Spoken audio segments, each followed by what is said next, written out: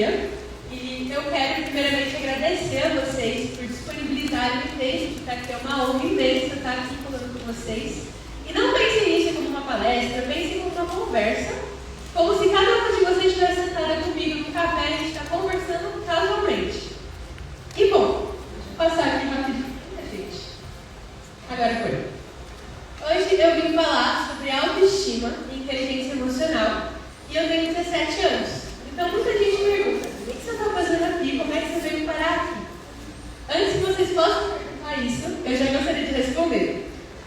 Bom, quando eu tinha 10 anos, eu comecei a desenvolver, sem perceber, depressão, anorexia, ansiedade e bulimia.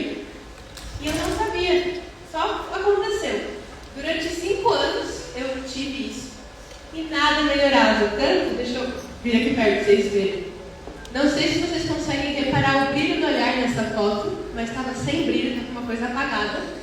Foi um dos meus piores momentos, eu estava com 15 anos aqui. Nessa aqui eu estava com 16. Não foi um dos piores momentos da anorexia, mas foi a foto que eu encontrei para mostrar aqui para vocês. Eu queria me abrir com vocês mesmo. E essa foto aqui foi 1 ano depois. Nem 1 ano, foram uns 8 meses depois.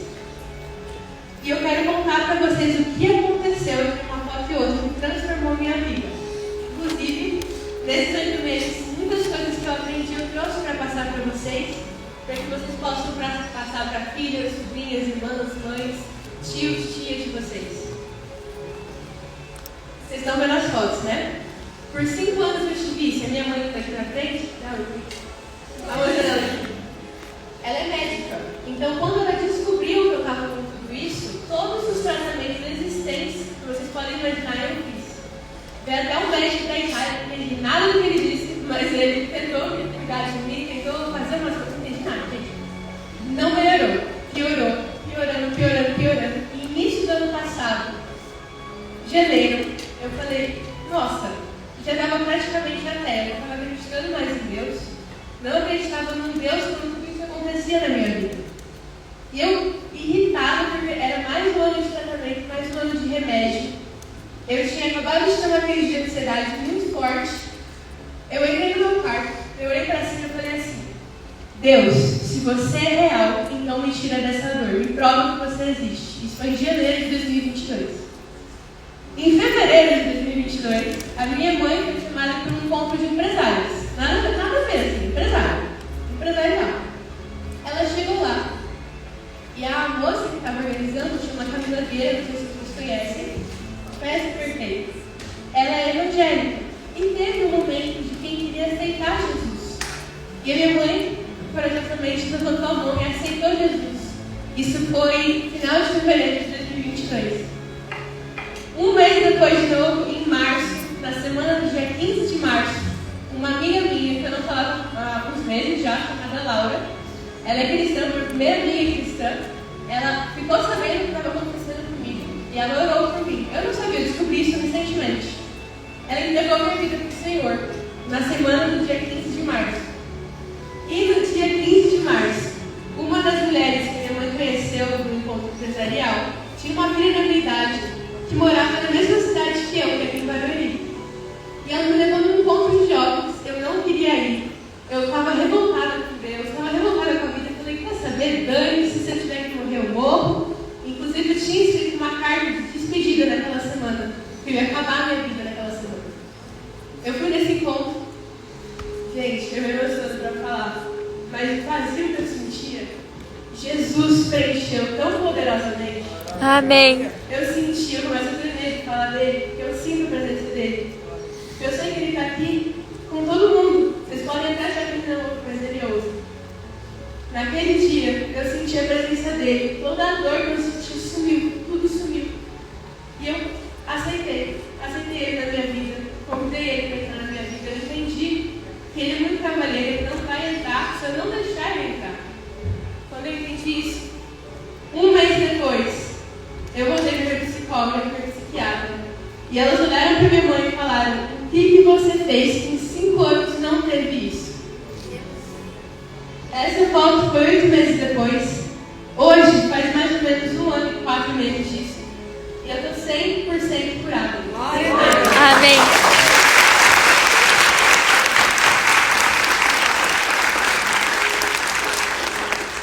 Obrigada, gente. E por que eu estou contando isso? Para vocês saberem um pouco da minha história e o porquê eu estou falando especificamente de autoestima. Eu acredito muito que Deus, toda dor que você passa, não é Deus que manda, né? Ele não vai mandar uma dor para te machucar, Ele não vai te machucar. Tanto que lá em Jeremias 29:11 fala que Ele tem planos para te fazer prosperar, não para te machucar. Toda dor, mesmo assim, Ele é tão bom que Ele não vai desperdiçar. Ele pega a dor e transforma em autoridade para você poder ajudar outras pessoas que passam por isso. Então hoje é isso que eu estou fazendo. Eu estou aqui para tentar ajudar vocês nisso. Mas, não importa o que eu falar aqui, se vocês não abrirem o coração, não se permitirem, vai ser jogar uma bola na frente e a bola voltar. Então eu peço que vocês abram o coração. Não precisam concordar com tudo, eu não sou dona de nenhuma verdade. Tudo que está aqui, vocês têm completo direito de discordar, de pesquisar, mas são coisas que me ajudaram. Agora eu vou falar um pouquinho da minha família rapidinho e que entra realmente no conteúdo. Essa moça aqui do lado é a minha mãe, ela está aqui na frente.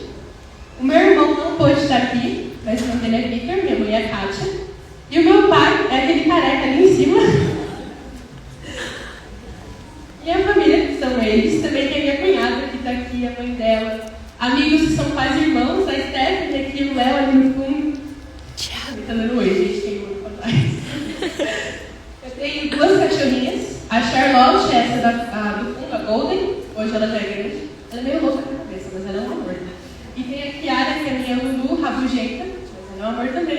Tem que profetizar na vida do cachorro. E o esse dia foi nessa foto da direita, da minha esquerda, da direita de vocês, foi o dia do meu batismo. Também comparando com aquelas fotos que eu mostrei para vocês no início. Eu não lembro desse momento. Foi como se fosse só um momento de alegria. Eu só lembro do sentimento. Mas desse momento, dessa foto, eu não lembro. Eu acredito que seja o Espírito Santo mesmo tomando. Muito bem. Todo mundo com papel e caneta? Vou falar. Se eu vou falar de autoestima, não tem como eu... Vou trocar a mão do microfone, gente. Não tem como eu falar de autoestima se eu não falar de crença e comunicação. Quando eu falo crença, muita gente pensa, ok, crença religiosa, o que é isso? Crença, na inteligência emocional, é toda programação neurológica que a gente tem na nossa cabeça. E o que é isso? A gente vai entender até o fim desses momentos que a gente tem juntos. Toda crença começa com uma experiência, que é tudo aquilo que você viu, ouviu e sentiu. Por exemplo, se a minha mãe me abraçou, falou eu te amo. Eu ouvi ela falando, eu vi aquele momento, eu senti aquele momento. Isso é uma experiência. Essa experiência se transforma em memória. Você guarda ali. E essa memória você atribui um significado, que é basicamente sentimentos e emoções atrelados àquele momento. Esse ciclozinho todo é o ciclo de formação da crença. Então, a minha mãe falou, eu te amo, ocorreu a memória, ocorreu a experiência, ocorreu a memória, atribuiu um significado, aquilo gerou em mim uma programação neurológica de eu sou amada. Nós temos 3 principais crenças: a de identidade, merecimento e capacidade. A gente vai falar também com calma de cada uma delas. E as crenças são muito importantes, porque elas são como se fosse o nosso filtro de realidade.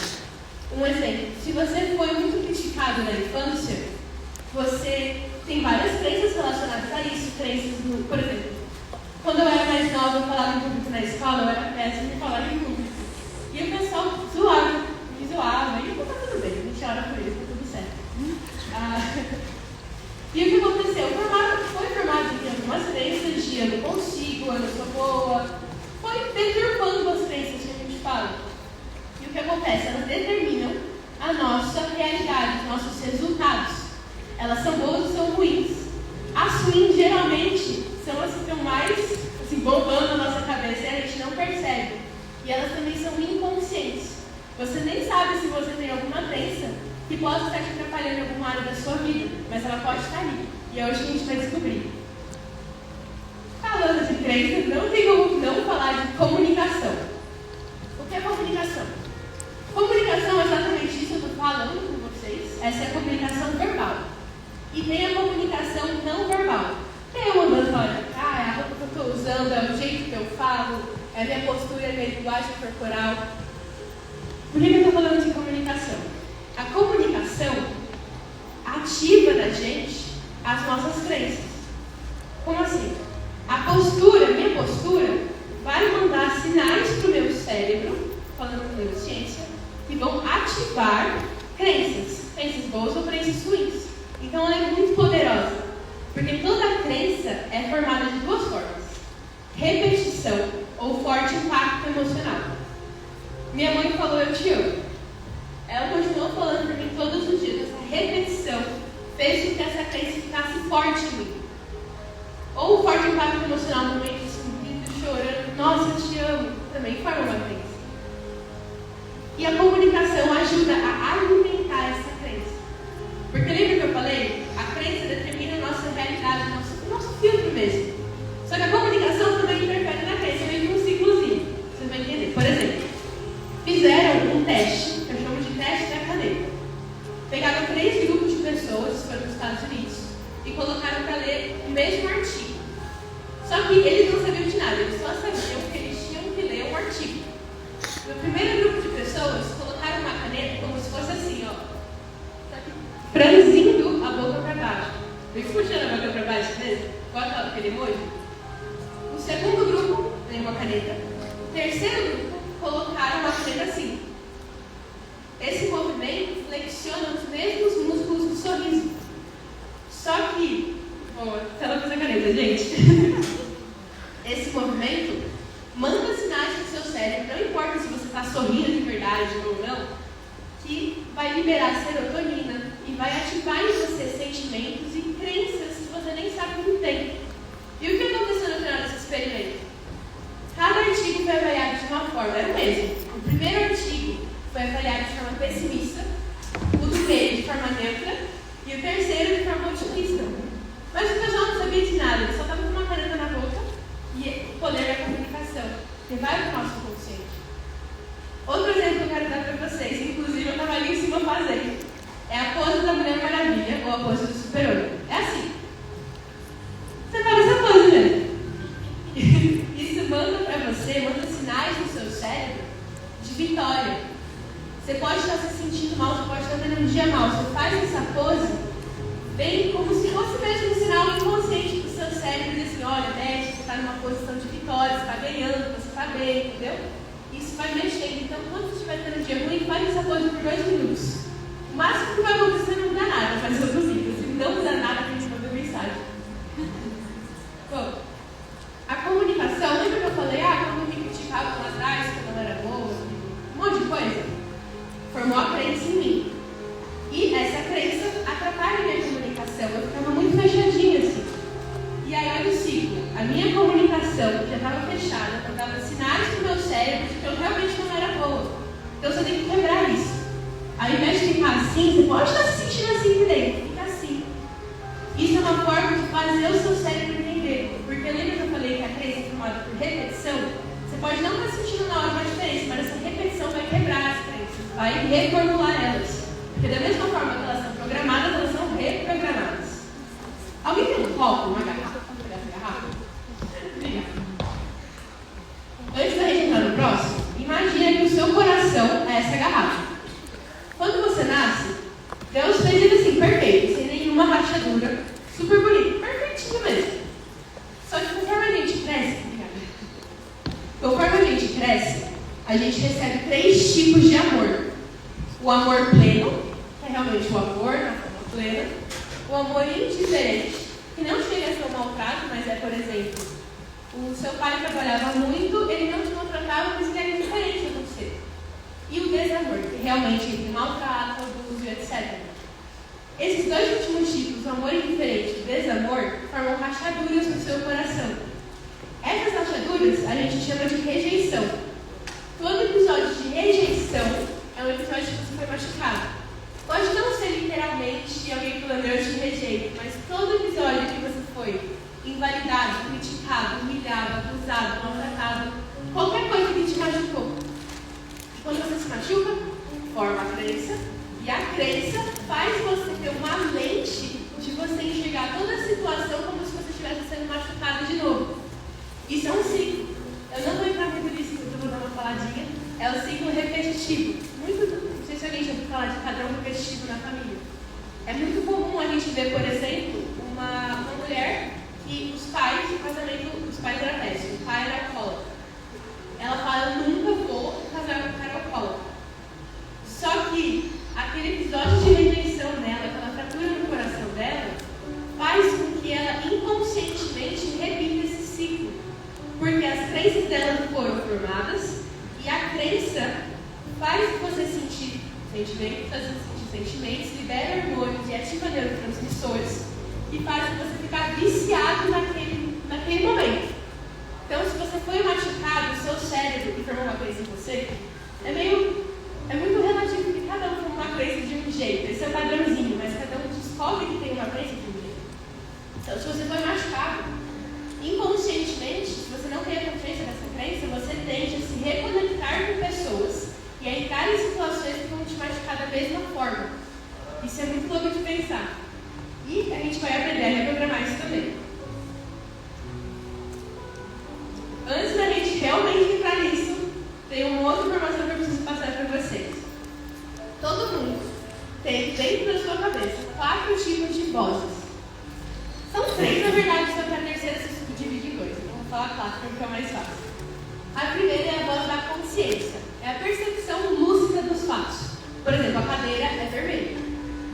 A segunda é a voz negativa, que são forças e emoções internas negativas. Por exemplo, a cadeira é vermelha, aí fala, não, mas eu não gosto de vermelho. Podia ser um outro tom de vermelho, começa a complicar, começa a pôr defeito na cadeira. A terceira é a voz espiritual. Tem a destrutiva e tem a construtiva. A destrutiva é ativada, é alimentada por orgulho e por mágoa. A gente também vai falar disso no próximo slide. E é essa voz que está para te destruir mesmo. Quando eu estava com depressão, era essa voz assim, morre, sabe? Para te destruir, para te pôr para baixo. Você não merece, você não é capaz, você não é amado. Essa é uma voz, todas essas vozes todo mundo tem, mas tem algumas que são mais fortes ou mais fracas que as outras. E a terceira voz, que é a minha favorita, é a espiritual construtiva. É um amor duplo, é você amar, é você ser amado, é uma voz que liberta. É uma voz realmente que quebra essas crenças suínas. Tem alguém que está se perguntando o que eu faço para quebrar a voz destrutiva? Sim. Perfeito, vamos descobrir agora. Mas antes de vocês, de fato, quebrarem essa voz, ela sempre vai estar ali. Mas eu vou dar algumas ferramentas para vocês ficarem debaixo da cabeça, trancar no quarto e olhar para a cara dela. Bom, o orgulho, que é o que alimenta essa voz. O orgulho pensa em castelo.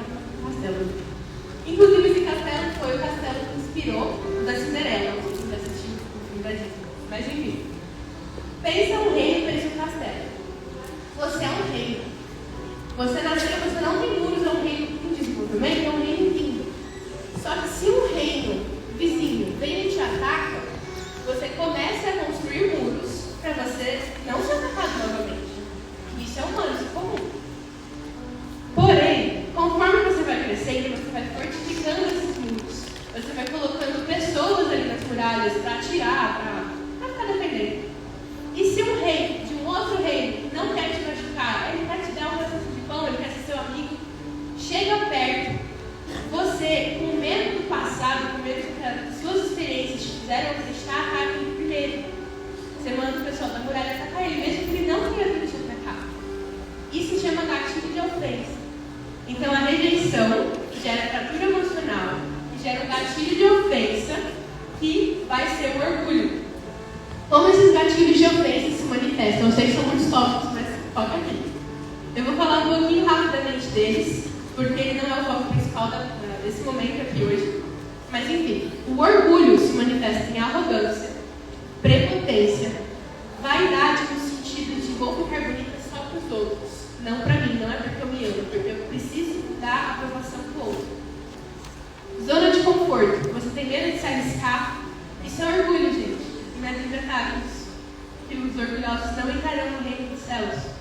E a gente tem que, tudo bem que a gente é humano, todo mundo ainda vai ter um pouquinho de orgulho, mas quebrando esse orgulho realmente, gente. Porque é o que alimenta essa voz destrutiva. alimenta a voz que vai roubar o seu futuro de você. Mentira, mentira. Não existe meia mentira ou meia verdade. Faça do seu sim um sim e do seu não um não. Não existe, não, meia, não existe. Mentira é tudo que você exagera, minimiza, omite. Falta de perdão, porque você pensa, por exemplo, aquela pessoa me machucou. Mas ela não merece meu perdão. Ela não merece, mas isso não é sobre você. Não é sobre ela, perdão. Isso é sobre você se libertar da dor que o outro te causou. Isso não tem a ver com o outro, tem a ver com você. Você alimentar a sua voz construtiva. O próximo, autossuficiência e ingenuidade. Principalmente na era de hoje, muitas mulheres têm aquele pensamento de preciso ser independente, preciso fazer tudo. Não está errado você querer ter sua independência, mas o que está errado é a autossuficiência. É você querer fazer, é você querer ficar no lugar de Deus na sua vida porque você não tem a humildade de pedir ajuda quando você precisa. Não tenha medo de pedir ajuda, não tenha medo de dizer obrigada, não tenha medo de reconhecer que você está errado.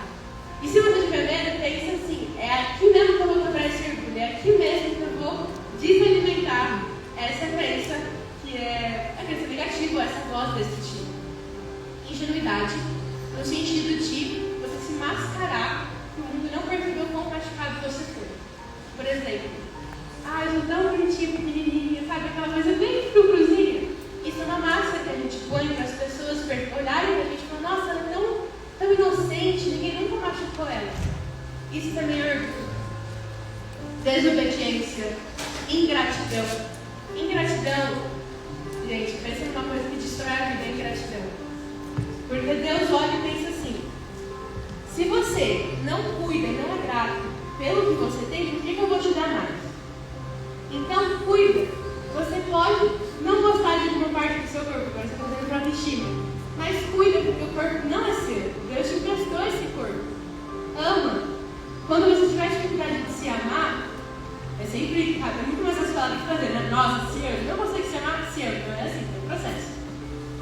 De novo, vai na crença, se repita todo dia, olha no espelho e fala, eu me amo. Você pode não acreditar, mas a repetição vai ativar aquela crença que você ama no momento. E olha, pra você, por exemplo, você tem uma estria.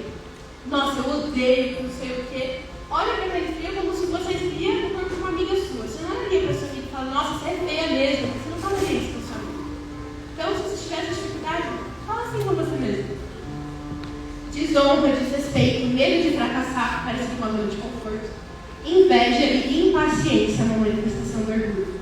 As pessoas são lentas demais, eu tenho todo mundo no meu tempo. Não é assim, cada um tem o seu tempo.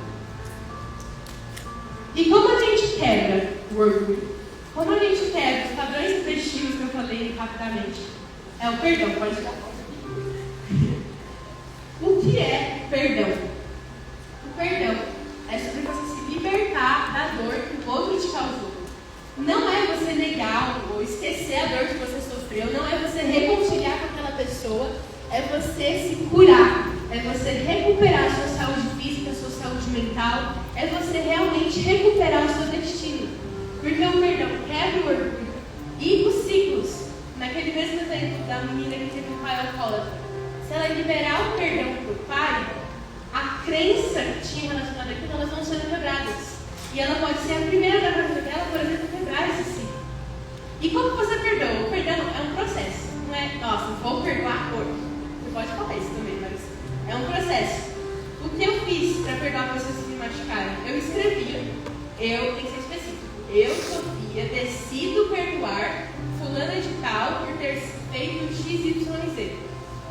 Posso não ter perdoado, mas persista. Pode demorar meses, pode demorar anos. Mas essa repetição, uma hora vai entrar na sua cabeça, uma hora vai quebrar a crença que foi formada em você. E você vai estar sendo liberto disso. Você vai estar quebrando crenças ruins, fortalecendo crenças boas. Essa é uma frase que eu gosto muito de um escritor chamado C.S. Lewis. Se Deus nos perdoa, nós devemos nos perdoar. Caso contrário, é como se nós estivéssemos estabelecendo um tribunal superior ao dele. E o que isso quer dizer? Um perdão deve perdoar o outro, mas você também tem que se perdoar.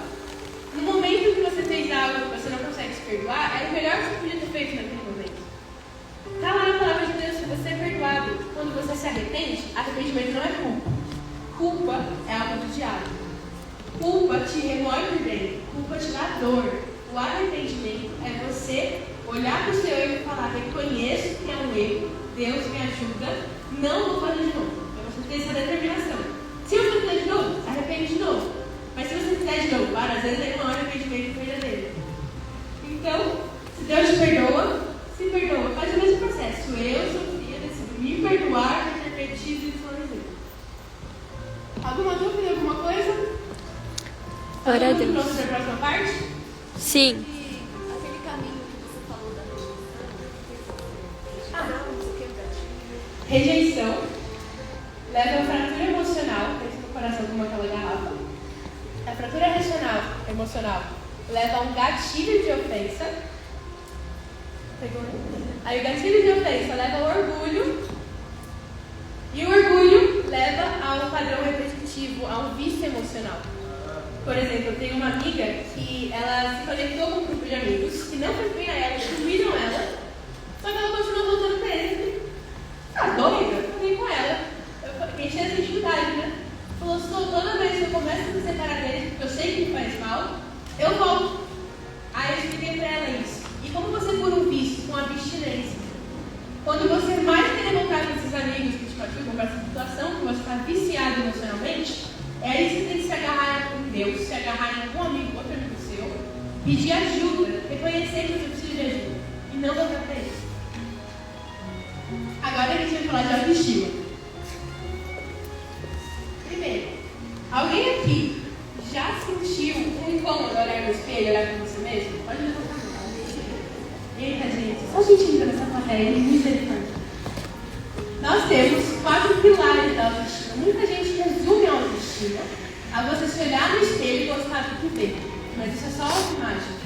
A autoestima vai muito além, ela vai nas suas crenças, por isso que eu expliquei tudo isso antes. O que é autoestima?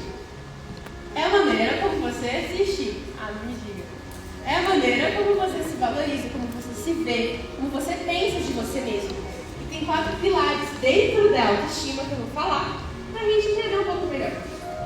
Tem a autoimagem, a autoeficácia, o autorreforço e o autoconceito. Não foca nos tópicos, foca em mim aqui, nem olha para esses tópicos aí.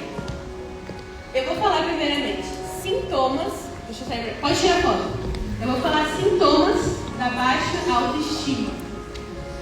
Não se preocupe, você que são os tópicos que eu vou falar, a gente vai conversar sobre eles.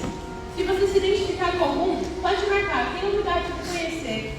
Não é um defeito, não é um erro, mas é uma forma de você se conhecer melhor, para você poder ser melhor com os outros, melhor com você mesmo, recuperar o seu destino, cumprir o propósito de Deus de novo. Primeiro sintoma, relacionado com orgulho também: impaciência. Já ouviu um vídeo aí comigo? Impaciência, vício em álcool ou em cigarro, timidez, dependência. Na timidez, por exemplo, é você, a narrativa interna em você é assim: nossa, eu não sou bom bastante para estar falando com aquela pessoa, deixa eu ficar escondido aqui na mesa. Isso é um sintoma de baixa autoestima. Falar em excesso, arrogância. Falar em excesso, está no grupo de amigos, por exemplo, você fala, porque você não quer que eles tenham tempo de olhar para você como você realmente é. Isso é narrativa interna, isso é o subconsciente. Você não quer que os olhos olhem para você e vejam. Vício em série. Essa deu uma surtada. Mas eu vou explicar. O vício em série não é você assistir série, não é você gostar de uma série.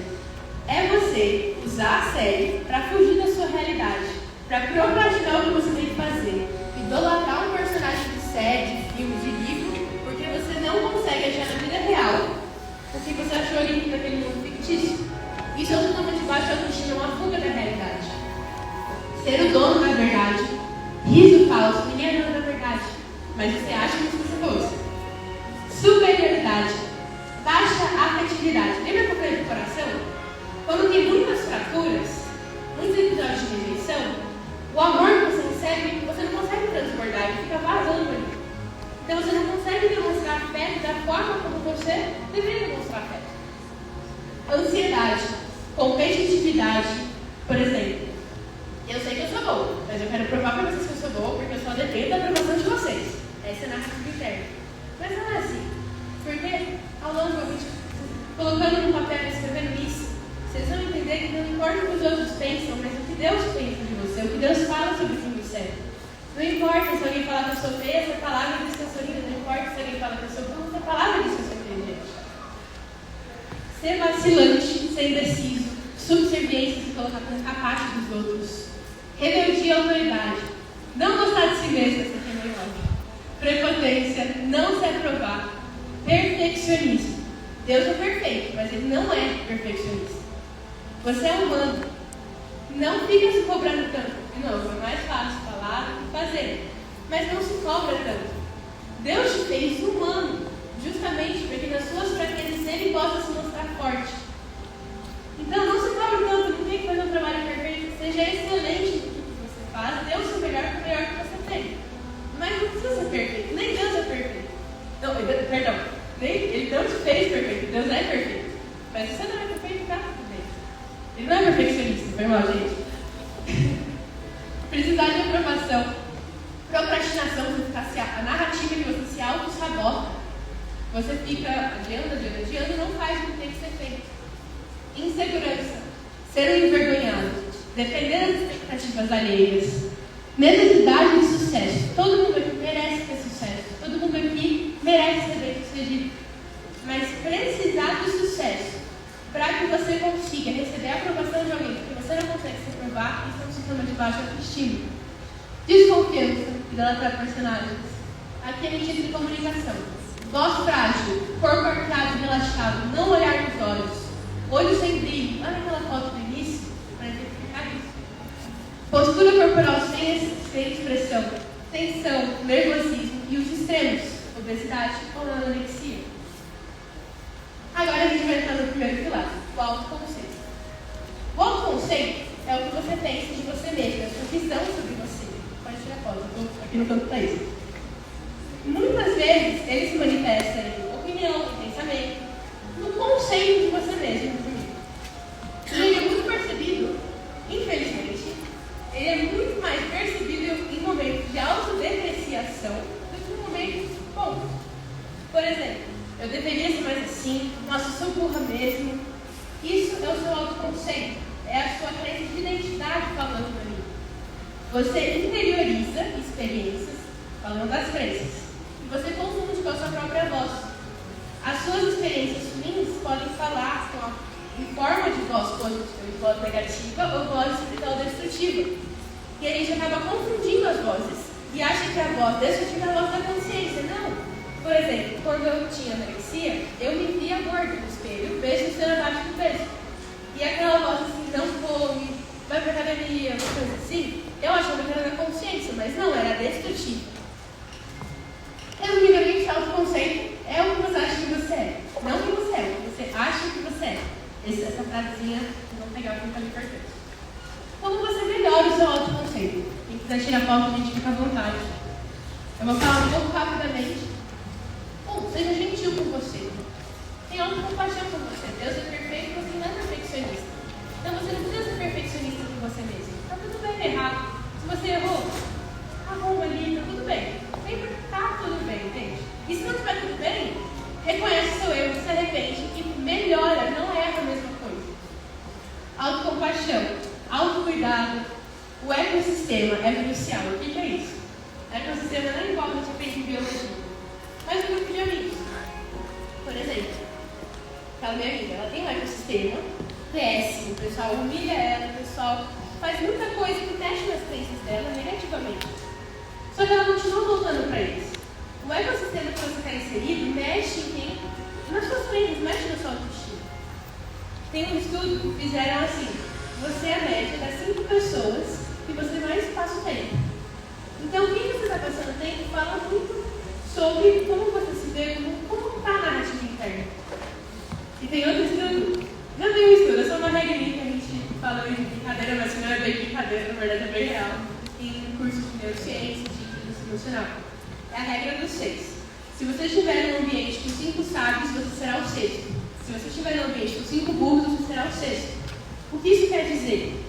Claro que você não é para você se moldar aquele ambiente. Já está lá em Romanos 12:1, não se moldem aos padrões desse mundo.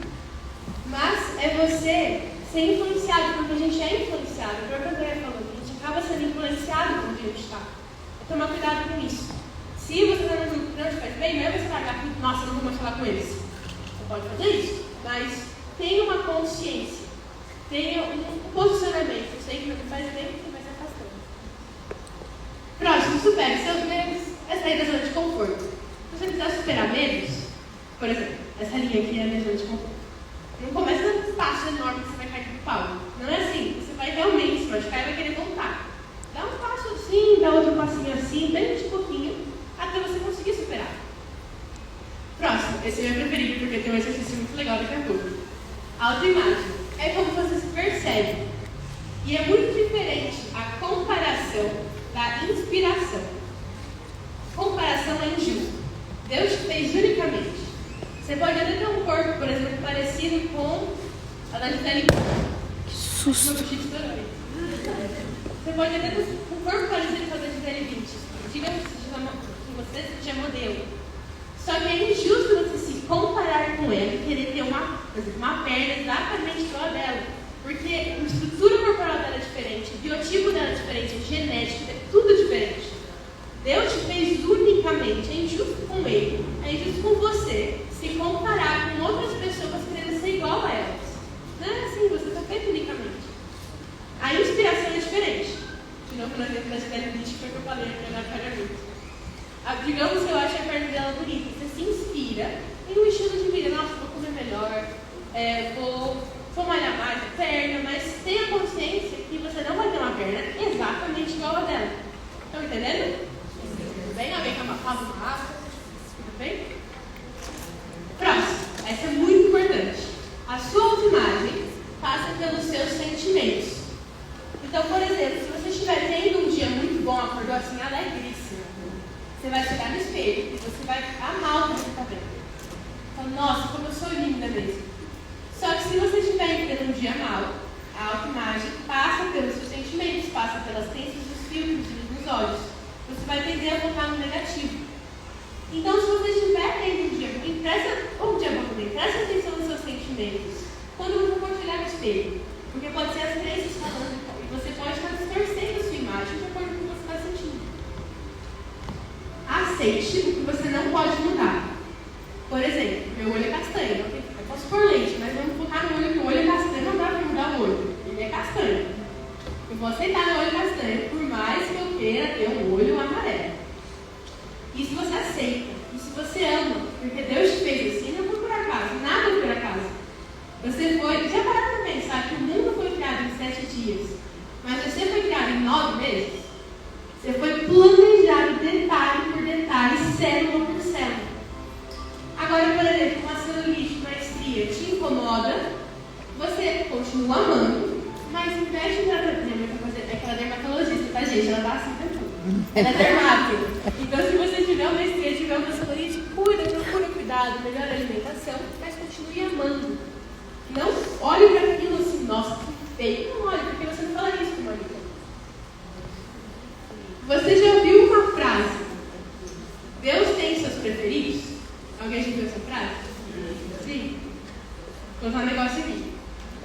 Pensando nisso, eu peguei umas mulheres que eu acho muito lindas, como filhas de amigas minhas da minha mãe. Mulheres maravilhosas, gente. Jennifer Aniston, Naomi Campbell, Gisele Bündchen.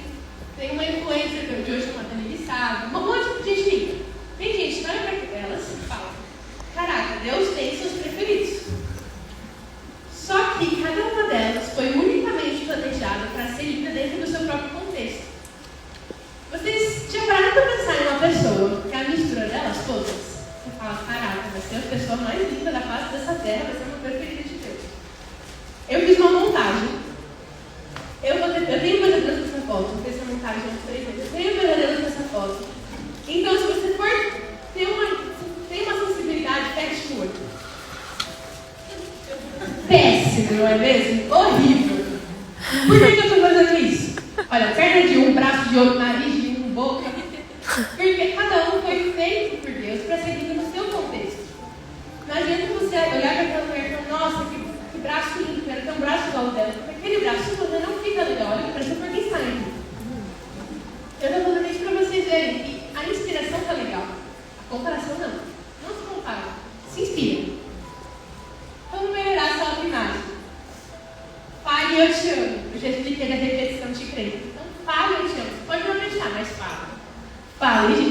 Sério. Escreve. Eu te amo, escreve. Por exemplo, na época que eu estava ruim, eu tenho uma nutricionista que eu amo muito, ela é nutricionista até hoje, mas é de cuidado mesmo.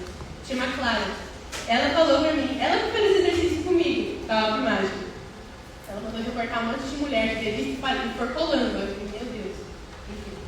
Ela falou pra eu escrever um post-itzinho, tá no espelho do meu banheiro até hoje. Eu amo cada detalhe do meu corpo. Fala, eu amo meu dedinho do pé, a minha unha do dedinho do pé, cada detalhezinho. E todo dia, não todo dia, mas assim, umas 3 vezes por semana, eu leio. Posso não acreditar, mas é que uma hora vai entrar na minha cabeça. Limites. Estabeleça limites e conheça os seus limites. Não adianta você querer, igual eu falei, não adianta você querer dar um passo enorme. Comece de pouquinho, por exemplo. Em questão de academia. Você vai treinar 3 vezes por semana. Você quer treinar 7 vezes. Começar treinando 1 hora, 7 dias por semana.